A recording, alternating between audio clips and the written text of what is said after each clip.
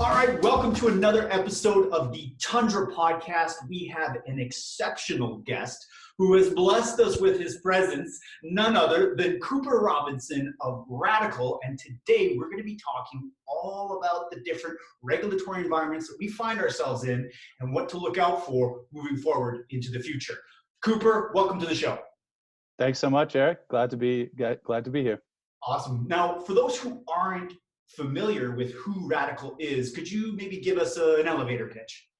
Yeah, absolutely. So we recently went through a rebranding. So I would expect there's probably many folks who are not familiar with Radicle.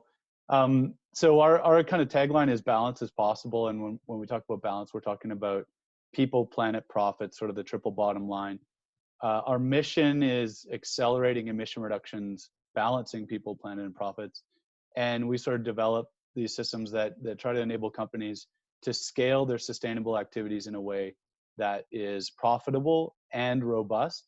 We think that if it's not profitable, it probably won't scale or people won't do it. And if it's not robust, then people won't trust it. But that's a lot of big words. I'm a big fan of that you should be able to explain things to, for example, my 90-year-old grandmother. So to Jeannie, I would say, we help companies make more money by polluting less. So at an operational level, it's sort of developing and then operationalizing and streamlining new pathways to monetize sustainable activities. And our focus is really on the energy sector and the agricultural sector. Great, very cool. Now, probably not even a few years ago, not very many people have even heard of the three letters ESG. And now it seems like it has bubbled to the surface. It really does feel like it's on everyone's minds. What are you seeing with the companies that you look for, how they're treating environmental, social, and governance? Well, I think you're absolutely right. I mean, it's something that I've been tuned into for a long time, and that's because of my own experience. And I think I'm sort of biased. I'll sort of qualify up front. I'm a little bit biased towards the E in ESG, right? But that's also the way that I kind of see the trend, is that E is dominating. The S of social is obviously important. You can't leave it behind. And to me, G is, I mean, governance is just table stakes. Like if you don't have good governance, then that's kind of a business fundamental to me. But I would say the two trends maybe, I'll say at a startup level, at a smaller sort of, if you're embarking on a new venture or something, it's the companies who embed sustainability directly into their business model that I feel are most well positioned. And that's because they don't have to spend sort of extra money on doing stuff. They just need to execute on their business model, and they're going to also achieve their ESG targets and that kind of thing. And they're fitting in line with these trends that we're seeing. For existing businesses, of course, you may have inherent constraints on that concept. You have an existing business model. My experience, though, has been that in that space, leadership pays dividends. So the old model was sort of waiting until the last possible moment to act, and then maybe asking for more time because you can't possibly get it done in time. And that may have saved some costs or delayed some expenses, but it's never going to differentiate you in the market. It's never going to, most importantly, it's never going to bring you new revenue sources or new revenue streams from that model. Whereas the leadership, we're seeing, early action incentives and things like that, both from a regulatory standpoint and from a market standpoint. We see that those leaders being differentiated in the market, and that's, I think, what everybody's trying to do. In energy specifically, we see hugely ambitious targets being set. So it's going to be really interesting to see how companies kind of meet those targets as we start creeping up on the 2030s, the 2040s, and of course 2050, when there's a lot of extremely ambitious targets. And it'll be interesting to see how different companies approach that. Could you maybe elaborate on those aggressive targets, where they're coming from, and top down, how do they mesh up with our provincial regulations and jurisdiction? Sure. So, I mean, I think the buzzword that people need to be aware of here is net zero. I mean, net zero by 2050. Our country is committed to net zero by 2050. The incoming administration in the U.S. is committed to net zero by 2050. The only country I know that's got a target later than that is China, and that's 2060, but still net zero. So, and you've got countries that are looking at earlier than that. And so we're seeing that companies kind of led that charge. A lot of major energy companies, a lot of folks that operate in Alberta have net zero by 2050 targets, and various other kind of ways to, I don't want to say skin that cat, but ways to get to, I guess I just said it.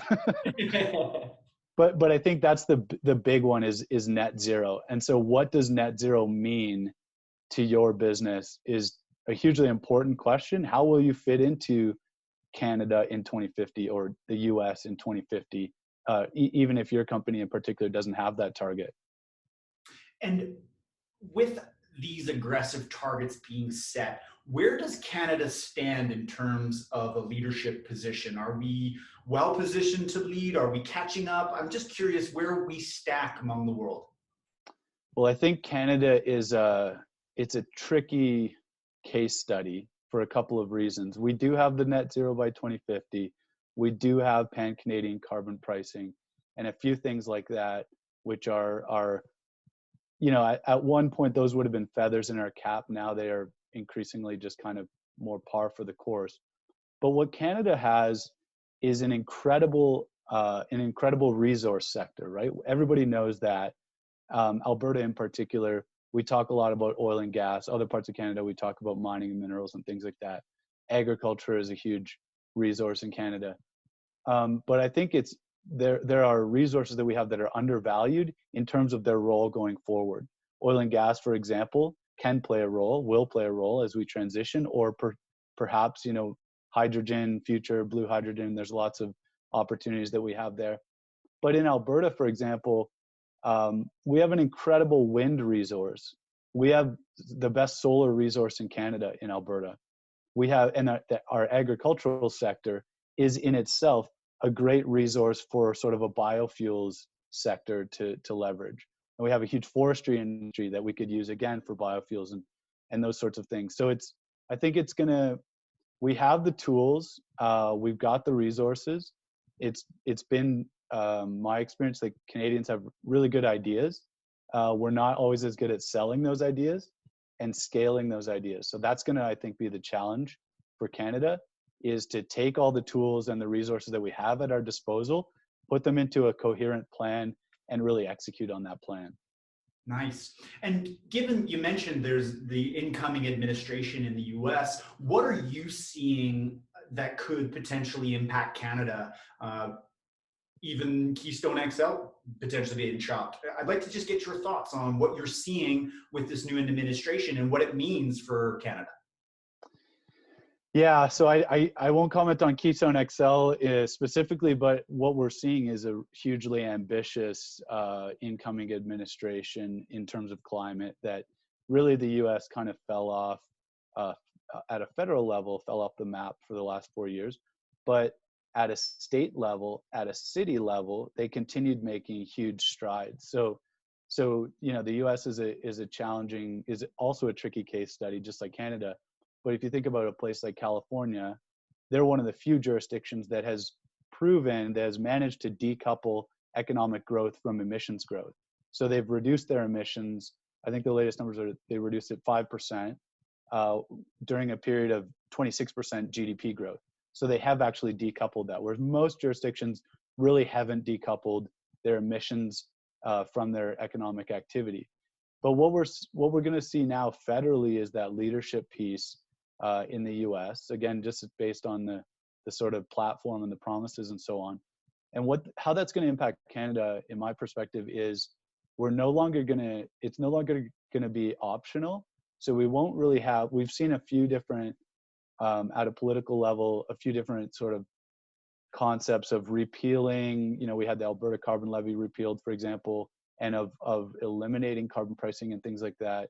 I think we're going to have fewer and fewer, maybe no options to do that, with the U.S. being our biggest trading partner, and with them now looking to move forward. One concept that might be useful for people to look up here is the idea of a border carbon adjustment. So this is literally like a tariff or a tax that reflects it. The idea behind a border carbon adjustment is to level the playing field between imports and domestic production. So if I'm in a jurisdiction that has a high carbon price and I'm importing products from a jurisdiction that has no carbon price, a border carbon adjustment would sort of level the playing field. And that's one of the things that Biden has talked about implementing. So if that were the case, Canada doesn't really have an option to go backwards. We only have the options of which ways should we move forward. And I'm sure there's people that are listening to this and, this is scary. Like, this is going to be a liability for a lot of companies. How can, and this is what I love about what you do, is you help make these scary things profitable. Could you maybe talk a bit about how you go about doing this, and how do you make something that is, how do you turn a liability into an asset? Sure. I think at the highest level, like we talk internally about sort of the 3 M's. So measure, manage, and monetize. So as everybody knows, you can't manage what you're not measuring. So everything starts off with an inventory, with an accounting of where are we today. And increasingly we see a lot of the bigger companies have a good sense of that. Smaller companies, less so. So we just acquired a firm out of Vancouver called Climate Smart Business. And their focus is distinctly on SMEs, small and medium enterprises, who don't always have the tools to come up with what is actually my carbon footprint. And because that's always the first step when you want to then say, how do I make that footprint smaller? And that's the manage part of it. So you can, CSB, Climate Smart Business, offers training, and it's sort of a DIY version of getting into the space where you're going to train your staff or yourself on some of these basic principles so that you can start to see the world or at least your business through that lens. And once you start looking at your business through that lens, you'd be amazed at the things that you identify where you can make those changes that aren't necessarily, starting from scratch or revamping your whole business model. They're just small tweaks, those low-hanging fruit where you want to start, and then work your way to the heavier rocks that you have to push. But the key, to your point, is that third step, is monetize. So to the extent possible, we like to focus on emission reduction opportunities where we can monetize them today, or focus on establishing new pathways to monetizing those reductions.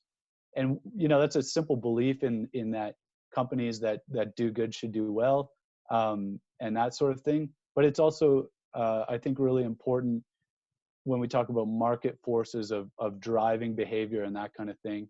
So what we want to see is like I said, that leadership can turn into a differentiation, that monetization is one of those tools. So if you're leading, often that means that's the difference between being able to monetize your activities or not in terms of reductions.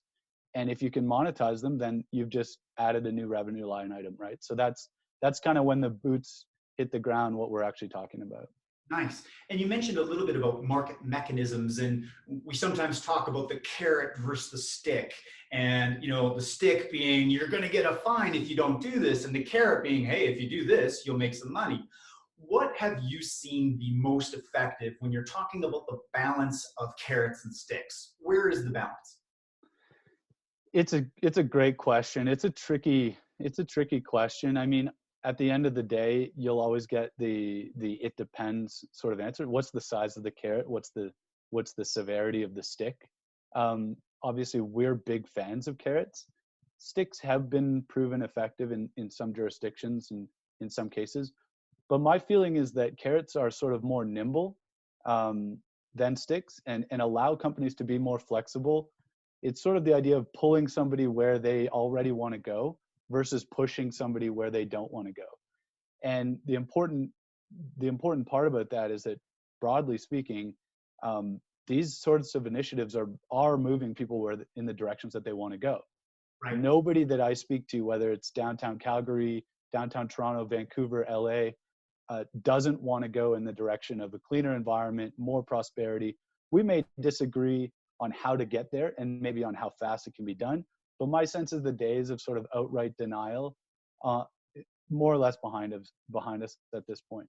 And so again, we're big fans of the carrot. To give a bit of an example of that nimbleness, or the opposite of the nimbleness, speaking with the feds, some federal government representatives about the process for developing their methane regulations. And they described this, and it was a multi-year process. They described this as warp speed. This is as fast as we can move in developing these sorts of regulations. And sure enough, and they acknowledge this too, that by the time they publish the regulations, the science has changed, or at least the science has become more specific, and in terms of where are the places that we should focus or not focus. And so it's really difficult for regulations to move and adjust and be flexible in that way. Whereas a carrot, you can change so much more quickly. And with the pace of change in the world today, I see it as kind of, that's one of the reasons for our preference towards the carrot, for sure. And I know I actually met you because some of the technologies that we were looking at had potential for carbon credits. And I said, I need to find somebody who knows what the hell's going on with these carbon credits, and got in touch with your Carbon Credit Solutions at the time. And I want to understand what's changed in the carbon credit market, and is there still opportunity in that space? And if so, what does it look like?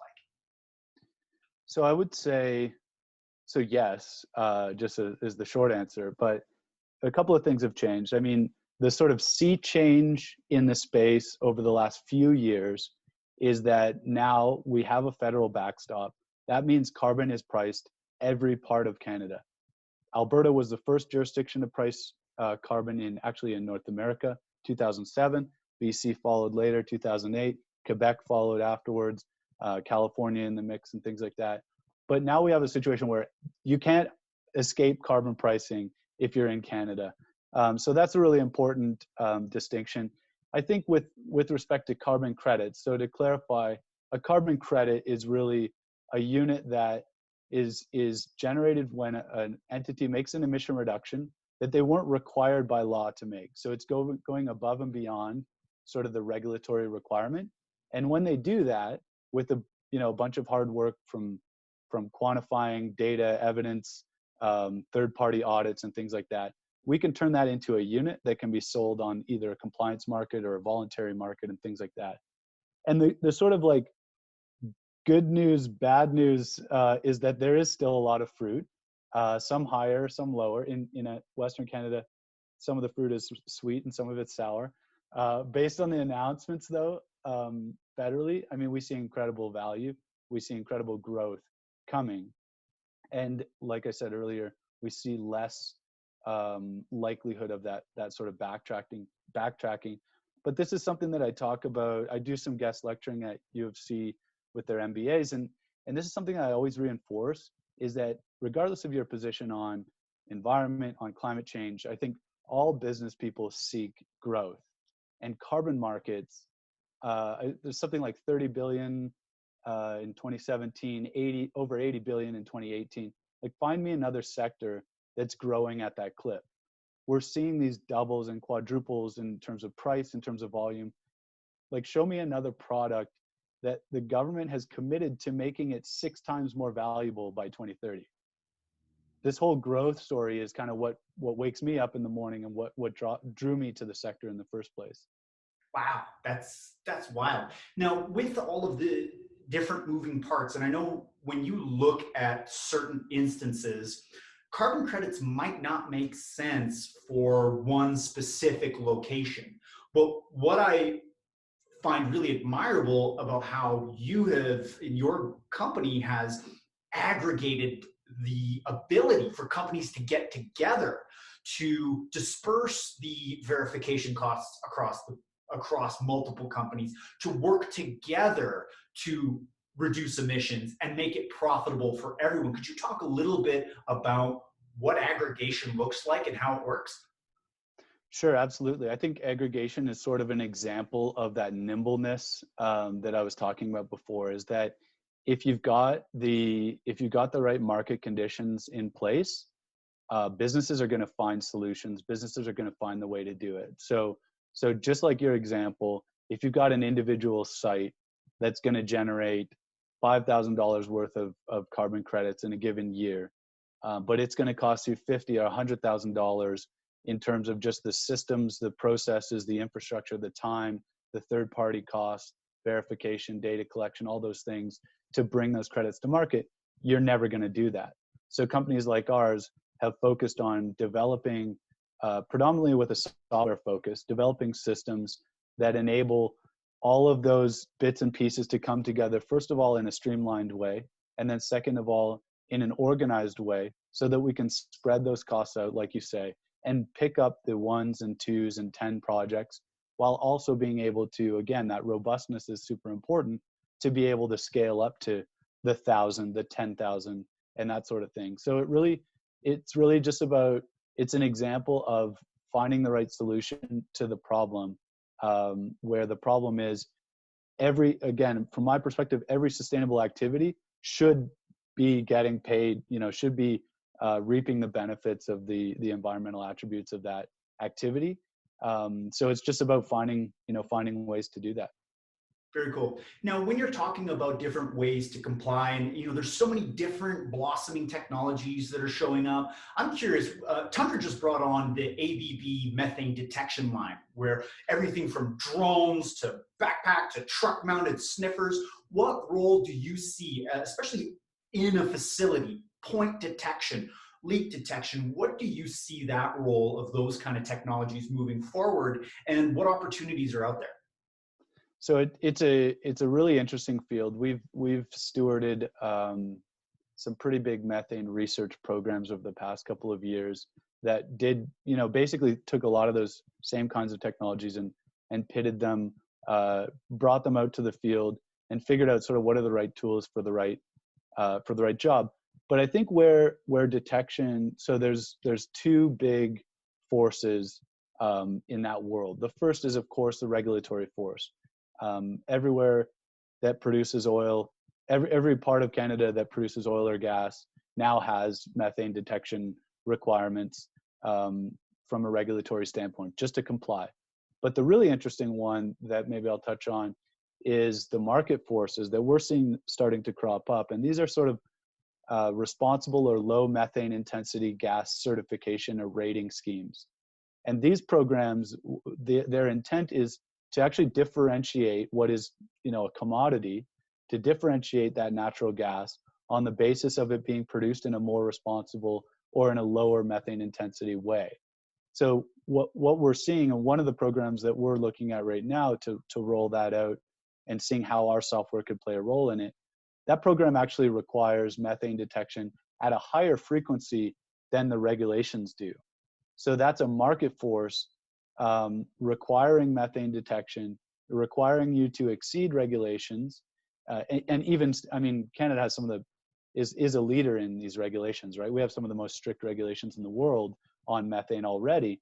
These schemes are looking at producers who will go above and beyond that, and in return, they'll get paid a premium. So they're finding buyers who are willing to pay a higher price for that commodity if they can show, again, back to the robustness, the transparency, and all of those pieces, if you can really show that it was produced in this low methane intensity way. And I think the reason I think it's really interesting is because it ties into this narrative that we do hear, certainly sitting in Calgary, we hear this narrative a lot, that Alberta, that Canada is one of the world's leading, most ethical oil production, all these things. These sort of schemes would allow us to kind of walk that walk and not just talk about it, but actually get a differentiated price. It's not likely that they're going to certify all of Alberta just because we have a regulation and just because of our sort of framework in terms of policy and regulation. They're going to need that detailed site level. What did you see? How often are you going out? And those kind of data points to really validate and verify that that the gas is meeting the specifications, if you will, of these kind of schemes. And I think you're so right. There's these market forces. You're seeing it everything from business to consumer. All of a sudden, consumers care about where their goods are made. They don't want the sweatshops and the with no human rights. And yeah, you might be paying $7 for your T-shirt, but Look at people, I'm seeing it too, where, people do care. They do care where their products are coming from. And you've also seen it, something similar, was it Bullfrog Power that's doing something like that, where, people will pay a premium to know that it helps them walk their walk. If they want to talk about being sustainable, and they're willing to, a lot of people talk about being sustainable, but don't want to pay and walk the walk to be sustainable, right? And so I think that's an interesting concept where we almost come up with a USDA, right, an Alberta certified green natural gas that commands a premium that there's a market for. I think that's fascinating. Yeah, I agree with you. And like I said, there's a few different schemes looking to do that. And what they are seeing, to your point, is they're not having that much difficulty finding the buyers. I mean, none of them have kind of reached scale yet, so we'll see how that progresses. But in terms of piloting, in terms of initial interest, there are buyers who are willing to make that payment, but they need that clarity and that transparency. And with the pace of technology changing these days, there's no reason why we shouldn't be able to give them that sort of audit quality insight into the supply chain of every product, but for sure their energy. And I've even seen some startups now leveraging blockchain and doing all the custom. Like, I am excited to see what comes out of this.